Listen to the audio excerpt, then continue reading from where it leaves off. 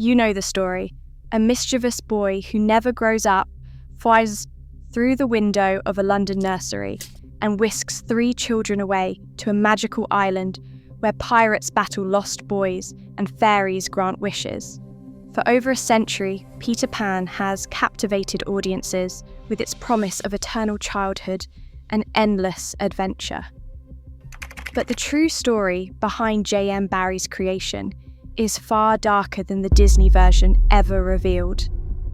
And once you understand what really inspired Neverland, you will never see this tale of perpetual youth the same way again. Because Peter Pan is not a celebration of childhood.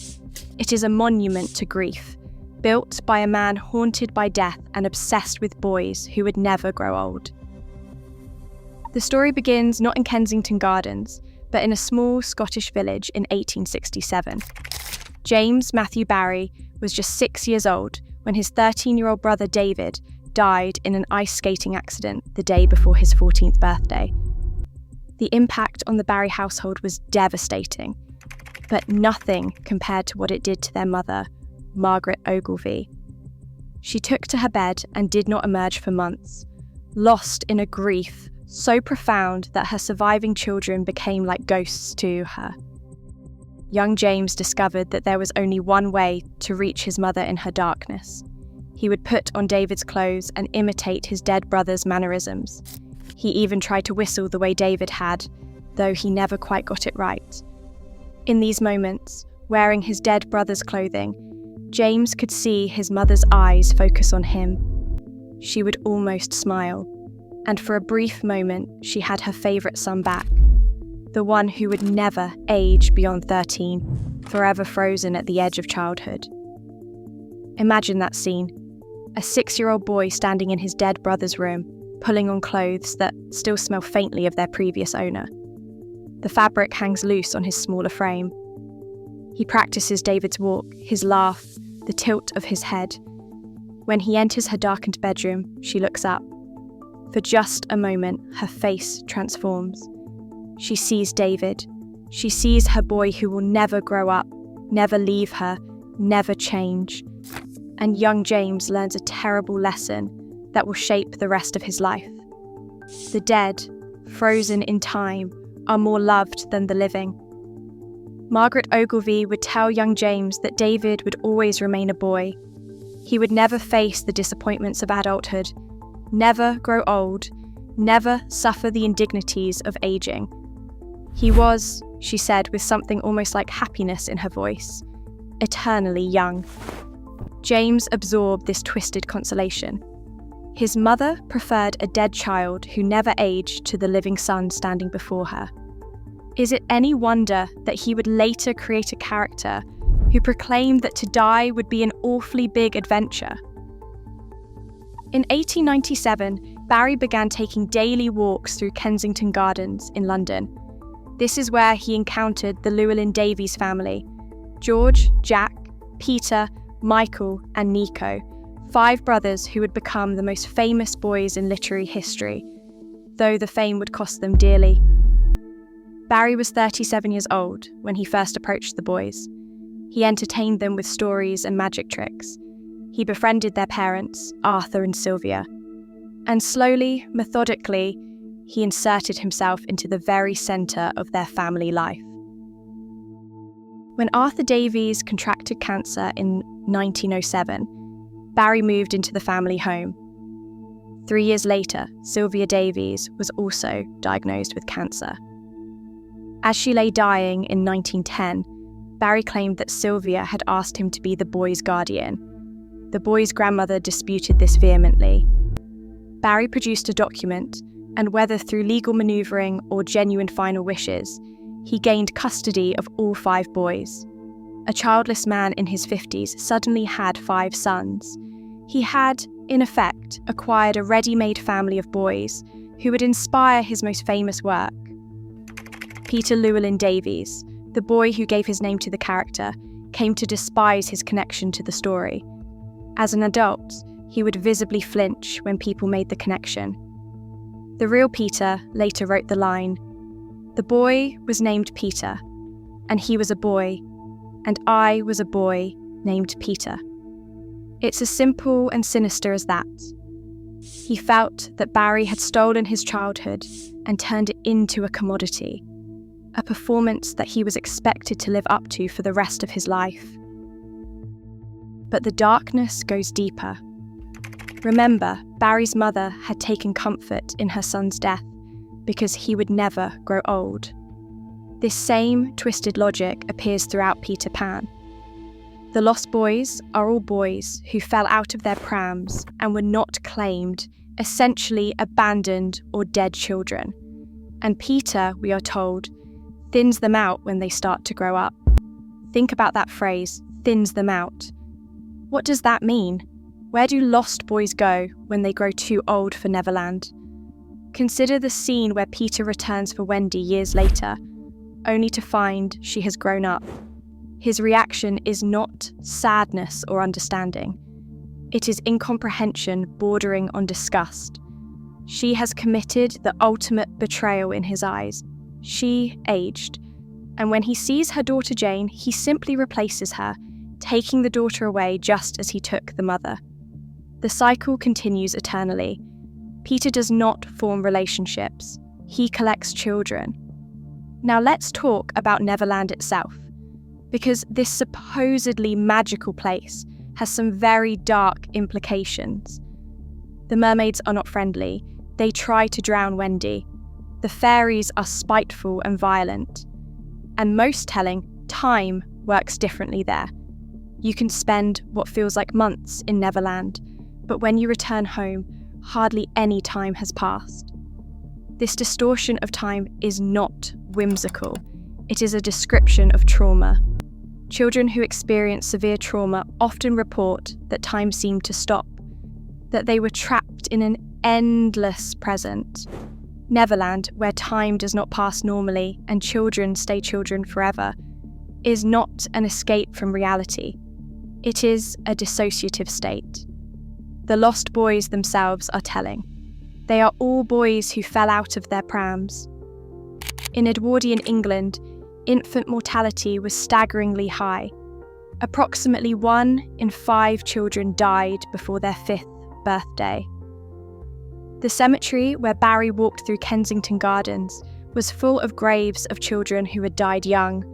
When he wrote about lost boys in Neverland, he was writing about the literal lost boys buried in that cemetery, children who would never grow up because they were dead. There is a scene in the original novel that is almost never included in adaptations. Peter breaks into the Darling nursery to listen to Mrs. Darling tell bedtime stories because he does not have a mother. He sits on the windowsill and watches the family, desperate for the warmth of family, but fundamentally unable to participate in it. This is Barrie himself. After he acquired guardianship of the Davies boys, multiple accounts describe him as emotionally remote. He could observe family, he could write about it beautifully, but he could not actually participate in it. He was Peter Pan on the windowsill, forever on the outside. The fate of the Davies boys under Barrie's guardianship is heartbreaking. George, the eldest, died in World War I at age 21.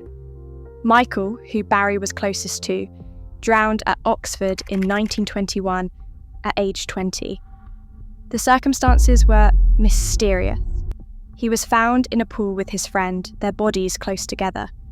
The official verdict was accidental drowning, but questions persisted. Michael had been under immense pressure, and some of his letters suggest he felt trapped by expectations, by his connection to Peter Pan, by Barrie's suffocating attention. Barrie never recovered from Michael's death. He had finally achieved what his mother had with David, a boy frozen forever at the age where childhood ends. Peter Davies struggled his entire life with his connection to the story. People would laugh when introduced to him and make jokes about flying in pixie dust. His identity had been stolen and made public property before he was old enough to consent. In 1960, at age 63, Peter Davies threw himself in front of a train at Sloane Square tube station. His suicide note mentioned the Peter Pan connection, the weight of a name and story he never asked for. 3 of the 5 Davies boys died young, 2 by their own actions or circumstances that raised dark questions. The survivors expressed complicated, often bitter feelings about Barrie. They acknowledged his generosity, but also the oppressive nature of his attention, the way he seemed to want them to remain children, even as they grew into men. Let's return to the text itself, because once you understand the context, the darkness becomes impossible to ignore. Captain Hook isn't just a villain. He is an adult, terrified of time, symbolised by the crocodile that swallowed a clock. The ticking announces that time is coming for everyone. Hook's entire existence is devoted to destroying Peter, the boy who does not age, because Hook cannot stop his own aging. The crocodile hunts the adult who fears death but has no interest in Peter. Peter exists outside of time, so time cannot consume him. But Peter's escape comes at a terrible cost. He cannot form lasting relationships. He cannot remember. The book states that Peter forgets things almost immediately, including people who were important to him. He exists in an eternal present because memory requires the passage of time, and Peter has rejected time itself. He is a boy without a past, and therefore without identity. The ending of Peter Pan is often played as bittersweet, but in the original text it is devastating. Wendy grows up, has a daughter, and Peter simply takes her. Then the daughter grows up and has a daughter, and Peter takes her. And on, and thus it will go on, so long as children are gay and innocent and heartless. That word is key. Barrie knew Peter was not a hero. He was a predator, stealing children from their families, keeping them in a place where they cannot grow, cannot change, cannot truly live. Think about what Neverland actually offers. Yes, there are adventures, but they are the same adventures eternally. Peter fights Hook. The lost boys play the same games. Nothing changes. Nothing grows. It is not a paradise. It is a prison, disguised as a playground. The children trapped there are denied the one thing that makes us human, the ability to change, to grow, to become something more than we were. Victorian and Edwardian England was obsessed with the cult of the dead child. Photographs of deceased children were common. Poems celebrated children who died young as angels too pure for this world. Barrie took this cultural obsession and transformed it into a story, but he did not critique it. He endorsed it. Peter Pan is the ultimate expression of this cult, a boy eternally young, eternally innocent, eternally untouched by the corruption of adulthood. The original stage production included a moment where after Tinker Bell drinks poison, Peter asks the audience to clap if they believe in fairies. But in the original, Barrie had Peter say something else first. He said that every time a child says they do not believe in fairies, somewhere a fairy dies. Think about the implication. Children's disbelief kills. Growing skeptical, moving toward rational thought, all of this is murder in Peter's world. Barrie was arguing that maintaining childlike belief is not just preferable, it is a moral imperative. To grow up is a betrayal. The boys themselves, as adults, gave conflicting accounts of Barrie. Some defended him. Others were more ambiguous, sevicials, suggesting a psychological possession that felt as invasive as abuse. Nico Davies, the youngest, said late in life that Barrie was a harmless man who loved children but should never have had responsibility for any.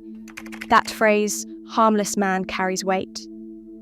While Barrie did not physically abuse them, the emotional and psychological effects of his obsession were harmful nonetheless. Peter Pan endures because it speaks to a genuine human longing. Who has not wished to escape the responsibilities of adult life? Barrie tapped into something real. But he was not celebrating childhood. He was trapped in it, unable to move forward, forever trying to resurrect his dead brother by surrounding himself with living boys he could keep frozen at the age David died. The tragedy is that Barrie's trauma, his inability to mature emotionally, his obsession with boys who would never grow up, has been packaged and sold as whimsical family entertainment for over a century. We've taken one man's psychological damage and transformed it into a cultural myth that growing up is loss, that maturity is compromise, that the only way to preserve innocence is to refuse development. But real children need to grow up. A child who never grows up isn't innocent, they're stunted. A child frozen forever at one age isn't blessed, they're cursed. The lost boys aren't free, they're trapped. Neverland isn't paradise, it's purgatory. And Peter Pan isn't a hero, he's a warning. The real secret of Neverland is that it's a graveyard, populated by boys who died young, and by the ghosts of what those boys might have become if they had been allowed to live.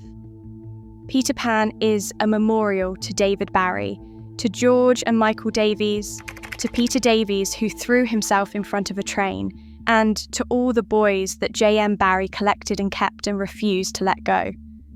So the next time someone tells you Peter Pan is just a charming children's story, remember the truth.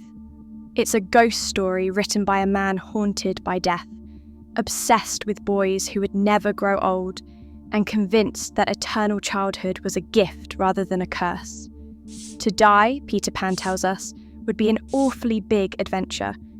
But death isn't an adventure, it's an ending. And a boy who never grows up isn't having adventures. He's avoiding the one journey that matters, the journey toward becoming fully human.